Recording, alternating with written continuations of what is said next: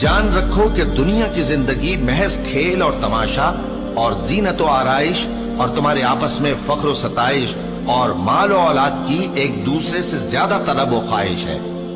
اس کی مثال ایسی ہے جیسے بارش کہ اس سے اگنے والی کھیتی کسانوں کو بھری لگتی ہے، پھر وہ کھیتی خوب زور پر آتی ہے، پھر اے دیکھنے والے تو اس کو دیکھتا ہے کہ پک کر زرد پڑ جاتی ہے، پھر چورا چورا ہو جاتی ہے۔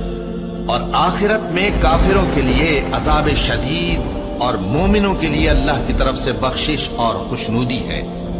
اور دنیا کی زندگی تو دھوکے کا سامان ہے۔ بندو اپنے پروردگار کی بخشش کی طرف اور جنت کی طرف لپکو جس کا عرض آسمان اور زمین کے عرض کا سا ہے، اور وہ ان لوگوں کے لیے تیار کی گئی ہے جو اللہ پر اور اس کے پیغمبروں پر ایمان لائے ہیں۔